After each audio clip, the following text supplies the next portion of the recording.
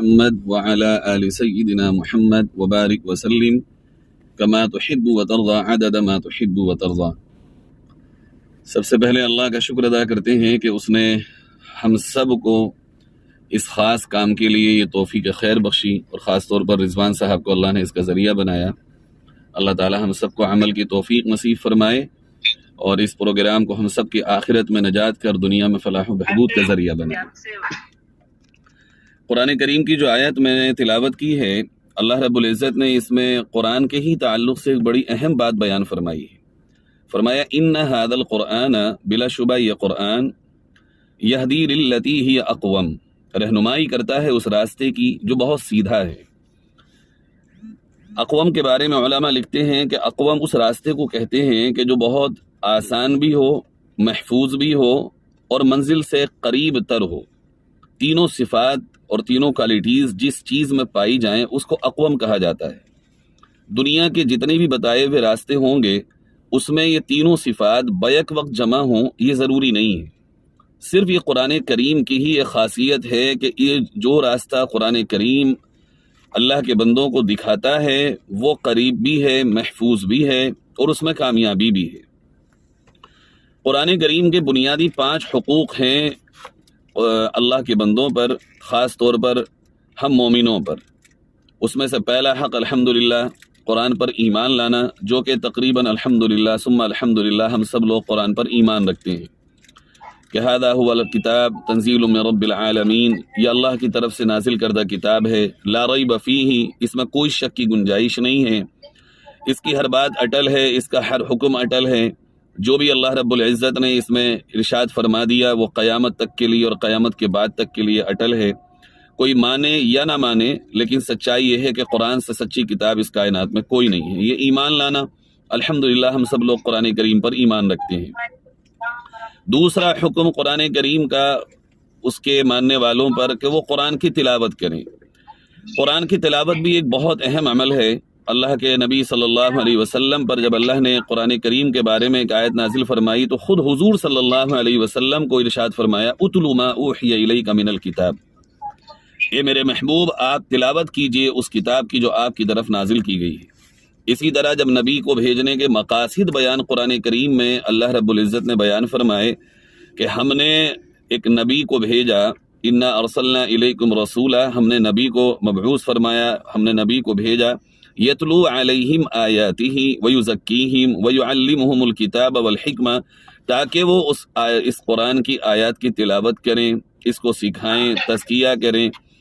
تو تلاوت بھی قرآن کا ایک بہت اہم موضوع ہے۔ حدیث پاک میں نبی کریم صلی اللہ علیہ وسلم ارشاد فرماتے ہیں کہ قرآن کریم کی تلاوت پر اجر و ثواب اس طرح ملتا ہے کہ صرف ایک جملے پر، ایک آیت پر ثواب نہیں، بلکہ ہر حرف پر اللہ رب العزت 10 نیکیاں عطا فرماتا ہے۔ ایک مومن کو یہ کوشش کرنا چاہیے کہ اس کے 24 گھنٹے میں کوئی ایک وقت، چاہے وہ 5 منٹ کا ہو، 10 منٹ کا ہو، جتنا جس کے لیے سہولت سے نکل سکتا ہو، وہ قرآن کریم کی تلاوت کو اپنے لیے لازم کرے۔ تیسرا جو قرآن کریم کا حق ہے بندوں پر وہ یہ کہ وہ قرآن کریم کو سمجھیں۔ یہ جو تیسرا حق ہے قرآن کریم کا، یہ بالکل ایسے ہی حق ہے جیسے ماں باپ کے ہمارے اوپر حق ہیں، بچوں کے ماں باپ پر حقوق ہیں، بیوی کے شوہر پر حقوق ہیں، شوہر کے بیوی پر حقوق ہیں، پڑوسی کے پڑوسی پر حقوق ہیں۔ بالکل ایسے ہی اللہ رب العزت کی کتاب کے اس کے ماننے والوں پر حقوق ہیں کہ قرآن کریم کو سمجھ کر پڑھے، اس میں تدبر کرے۔ یہ بات تھوڑی سی ہمارے آپ کے لیے سمجھنے کی بات ہے کہ قرآن کریم کو سمجھا کیسے جائے۔ تلاوت تو الحمدللہ پھر بھی بہت بڑی تعداد ہے، رمضان المبارک اور غیر رمضان المبارک میں جو کر لیتے ہیں، لیکن قرآن کریم سے ہم اپنی زندگی میں فائدہ کیسے اٹھائیں؟ چونکہ اصلاً تو قرآن کریم جو نازل ہوا ہے وہ اس لیے کہ زندوں کی زندگی میں جو نظام اللہ رب العزت کا ہے وہ نافذ ہو جائے۔ ہم جو زندہ حضرات ہیں ہم اپنی زندگی کو قرآن کریم کے احکام کے مطابق ڈھالیں اور اس کے احکامات کے مطابق اپنی زندگی کو آگے لے کر کے چلیں۔ اس میں بس 2 باتیں ہیں قرآن کریم کے تدبر کے تعلق سے، ایک یہ کہ عوام کا قرآن سمجھنا اور ایک ہے خواص کا، علماء کا قرآن سمجھنا۔ عوام الناس قرآن کریم کو اس طرح سمجھیں اور اس طرح اس میں تدبر کریں کہ قرآن کریم میں بہت بڑی تعداد میں آیات مبارکہ وہ ہیں جو اللہ کی قدرت کو بیان کرتی ہیں، اللہ کی توحید کو بیان کرتی ہیں، اور اللہ نے بڑی آسان آسان مثالوں سے اس کو سمجھایا ہے۔ اسی طرح اللہ تعالیٰ نے امتوں کے واقعات بیان فرمائے ہیں۔ اسی طرح ایک کامن مسائل کہ غیبت نہ کریں، کہ جھوٹ نہ بولیں، ماں باپ کی نافرمانی نہ کریں، اس طرح کی جتنی باتیں ہیں، اولاً انسان کو، ہر شخص کو ان آیات کا مطالعہ کرنا چاہیے، اس میں تدبر کرنا چاہیے، اور اللہ نے اپنی قدرت کی نشانیوں میں باضابطہ قرآن کریم میں غور کرنے کی دعوت دی ہے۔ مثلا 30ویں پارے میں سورہ غاشیہ میں اللہ نے فرمایا افلا ينظرون الى الابل کیف خلقت، کیا وہ نہیں دیکھتے کہ اللہ نے اونٹ کو کیسے پیدا کیا؟ اور اس طرح پوری آگے تک آیات ہیں، ہم نے زمین کو کیسے پیدا کیا، آسمان کو کیسے پیدا کیا۔ اس سے اللہ پر یقین میں اور ایمان میں اضافہ ہوگا، اللہ کے ساتھ تعلق میں اور زیادہ پائیداری پیدا ہوگی۔ اسی طرح علماء کے لیے قرآن کا تدبر یہ ہے کہ وہ قرآن کے ایک ایک لفظ پر غور کریں اور اس سے مسائل نکال کر کے امت کو دیں۔ ہم نے قرآن سے عملی زندگی میں فائدہ اٹھانا بالکل گویا کہ بہت بڑی تعداد ہے جس نے چھوڑ دیا ہے۔ قرآن گویا بس ایسے ہو گیا ہے کہ جیسے کوئی بیماری میں پڑھ کر کے پھونک دے اور تعویذ بنا کر کے دے دے اور پانی پہ دم کر کے دے دے، اس لیے قرآن ہو گیا، نعوذ باللہ۔ قرآن کا یہ مقصد نہیں ہے۔ اللہ رب العزت نے قرآن کریم اس لیے نازل فرمایا تھا خصوصی طور پر کہ اس میں جو احکامات ہیں بندے اس پر عمل کریں، اور اس میں جو واقعات اللہ رب العزت نے نازل فرمائے اس کو پڑھ کر کے اس وقت میں جو پڑھ رہا ہے اس سے سبق حاصل کرے۔ اللہ کے نبی صلی اللہ علیہ وسلم کی ایک بڑی پیاری حدیث ہے۔ آپ صلی اللہ علیہ وسلم سے حضرت علی روایت فرماتے ہیں کہ اللہ کے نبی صلی اللہ علیہ وسلم نے فرمایا ایک مرتبہ، الا انہا ستکون فتنۃ، سنو اور غور سے سنو، ایک وقت آئے گا کہ تم عن قریب بڑی آزمائشیں دیکھو گے اور فتنے دیکھو گے۔ حضرت علی رضی اللہ عنہ پر اللہ کروڑوں رحمت نازل فرمائے، فوراً آپ صلی اللہ علیہ وسلم سے فرمایا مل مخرج منہا یا رسول اللہ کے نبی آپ نے یہ تو بتا دیا کہ فتنے آئیں گے، لیکن ان فتنوں سے نکلا کیسے جائے گا، ان فتنوں سے حفاظت کیسے ہوگی، کیسے ہم اس میں اپنے آپ کو بچا سکیں گے؟ آپ صلی اللہ علیہ وسلم نے فرمایا القرآن، فتنوں کے زمانے میں اور آزمائش کے زمانے میں حفاظت کا ذریعہ صرف قرآن ہوگا۔ کتنی بھی بڑی سے بڑی آزمائش ہو، اس وقت اگر قرآن آپ کے ساتھ ہے اور آپ نے قرآن سے رہنمائی لی ہے اور اپنی زندگی قرآن کے مطابق چلائی ہے، اللہ رب العزت اس زندگی پہ، اس چلنے پر، قرآن کے راستے پہ اپنی زندگی کو چلانے پر آزمائشوں سے نکال دے گا۔ پھر آپ نے تفصیل بیان فرمائی۔ ترمذی شریف کی بڑی لمبی حدیث ہے، میں صرف اس میں سے 2 باتیں آپ تمام حضرات کے سامنے پیش کرتا ہوں۔ آپ نے فرمایا کیسے نکالے گا قرآن؟ بے قرآن کو سینے سے لگا لیں یا قرآن کو بہت پیار کریں، کیسے قرآن کے ساتھ ہم اب فتنوں سے نکلیں گے؟ آپ نے اس کی تفصیل بیان فرمائی، فرمایا فیہ نبأ ما قبلکم وخبر ما بعدکم، قرآن کریم میں اللہ رب العزت نے پچھلی امتوں کی خبریں بیان فرمائی ہیں اور آنے والے حالات کا جن کو بندہ جانتا نہیں، غیب کے حالات ہیں، موت ہے، برزخ کی زندگی ہے، محشر کا دن ہے، قیامت کا دن ہے، جنت ہے، جہنم ہے، اس میں کن اعمال پر کیا جزا اور سزا ہوگی، یہ تمام اللہ نے قرآن میں بیان فرمائے ہیں۔ پیارے آقا صلی اللہ علیہ وسلم نے فرمایا فیہ نبأ ما قبلکم، تم سے پہلے جو لوگ گزرے ہیں ان کے واقعات قرآن میں موجود ہیں، لہٰذا ہر انسان کو ان واقعات میں سے جو اس پر گزر رہی ہو اس کا مطالعہ کرنا چاہیے۔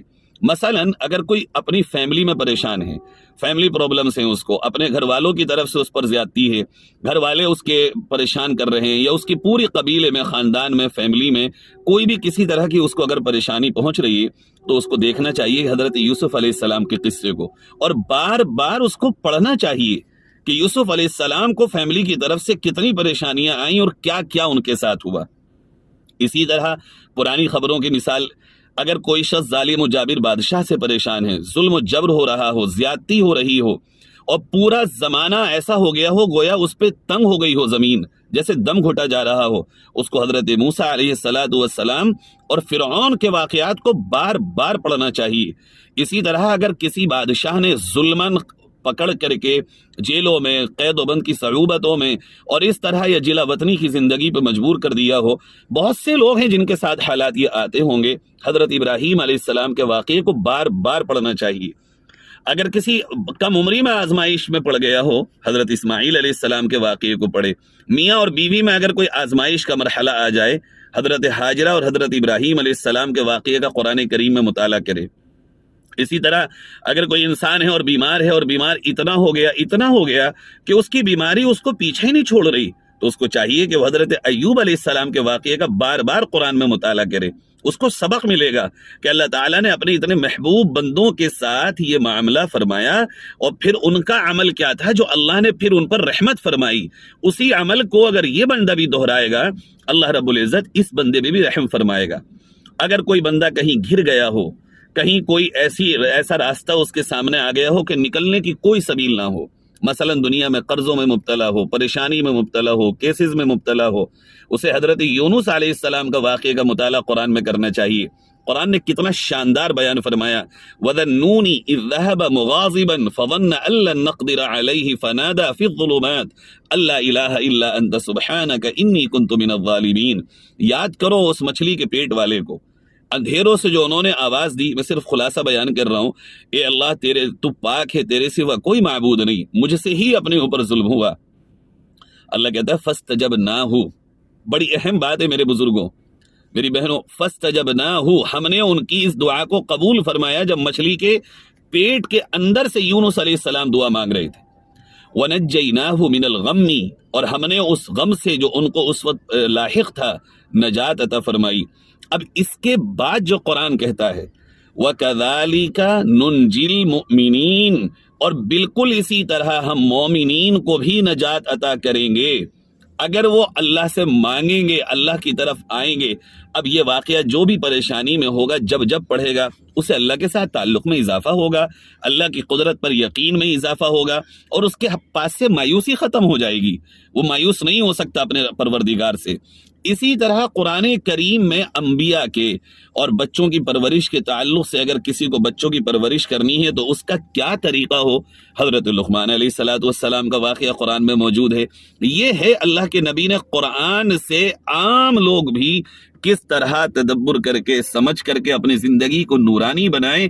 ایک چھوٹے سے جملے میں پیارے نبی صلی اللہ علیہ وسلم نے ہمارے لیے بہت تفصیلی بات کھول دی.